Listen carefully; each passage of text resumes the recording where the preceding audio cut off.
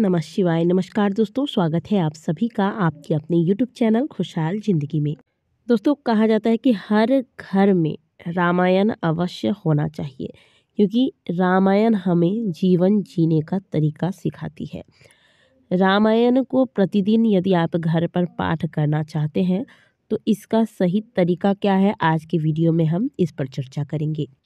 आप लोगों में से बहुत से ऐसे लोग होंगे जो चाहते होंगे कि रोज रामायण का पाठ कुछ न कुछ थोड़ा हो या ज़्यादा हो घर में करें, लेकिन समय के अभाव के वजह से, क्योंकि किसी दिन ऐसा होता है कि समय ज़्यादा हो जाता है, किसी दिन कम समय मिल पाता है। तो यदि आपके पास कम समय है या ज़्यादा समय है, किस दिन आपको किस प्रकार से रामायण का पाठ करना है, कितने दोहे पढ़ने हैं, किस प्रकार से आरंभ करना है, आरंभ करने से पहले क्या करना चाहिए, रामायण के पाठ को करने की क्या सही विधि होनी चाहिए, क्या सही तरीका होना चाहिए, वो आप आज के इस वीडियो में जानेंगे।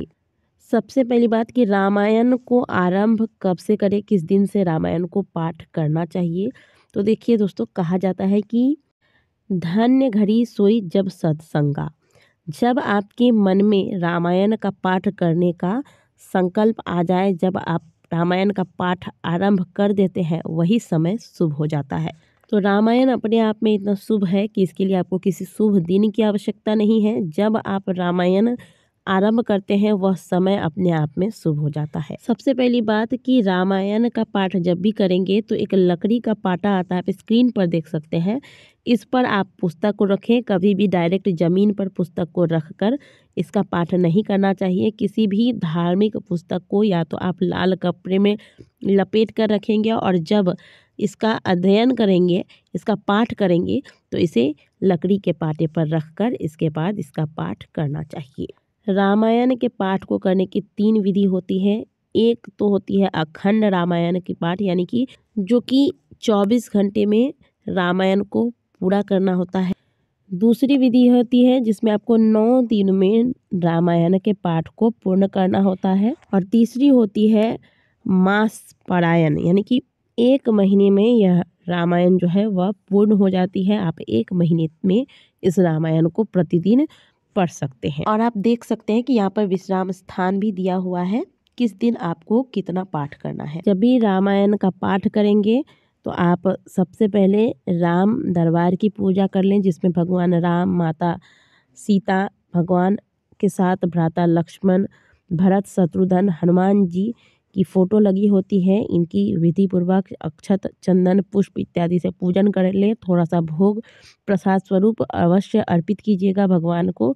एक घी का दीपक लगा के सुगंधित धूप दिखाकर इसके बाद रामायण का पाठ करने से पहले अपने गुरु देव का स्मरण कीजिएगा। भगवान गणेश का ध्यान करके माता सरस्वती को प्रणाम कीजिएगा।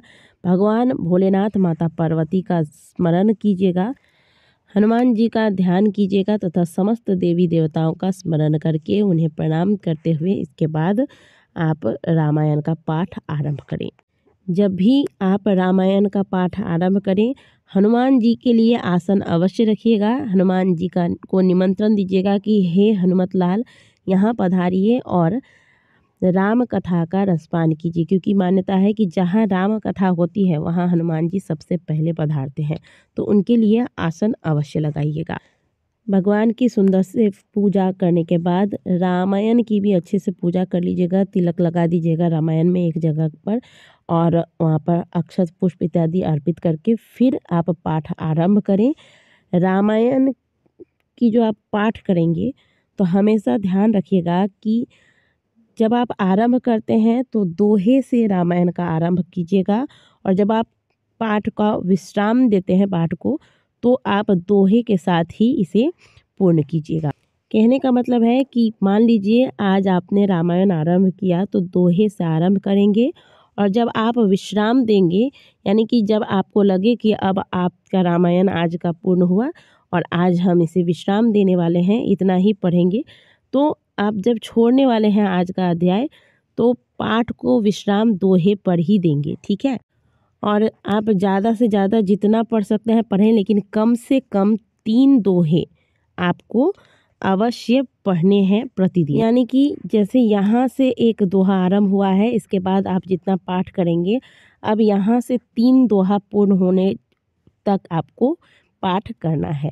ठीक है, तो यहाँ पहला दोहा है, इसके बाद दूसरा दोहा यहाँ, इसके बाद तीसरा दोहा यहाँ है। तो यहीं पर हम पाठ को विश्राम देंगे। प्रतिदिन कम से कम 3 दोहे अवश्य पढ़ने हैं, इससे ज़्यादा आप जितना पढ़ सकते हैं।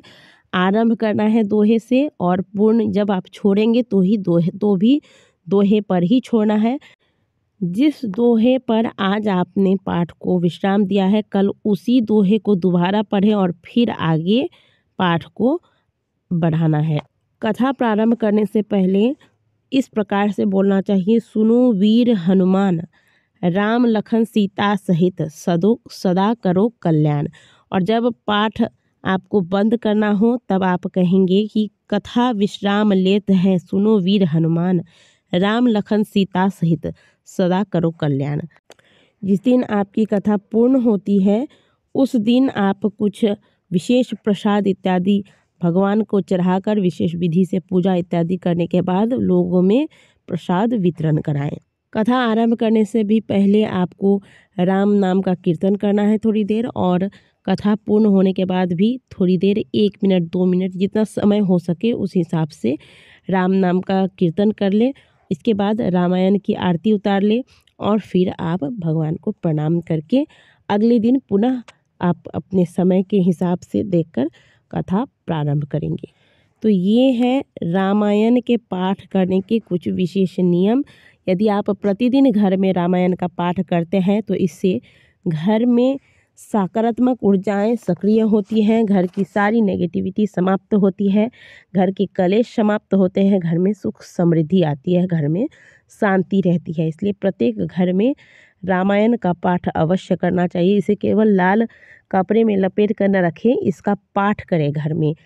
दोस्तों, वीडियो अगर आपको अच्छी लगी हो तो वीडियो को लाइक ज़रूर कीजिएगा। कमेंट बॉक्स में जय सीताराम अवश्य लिखिएगा। मिलते हैं आपसे अगली वीडियो में, तब तक के लिए जय श्री राम।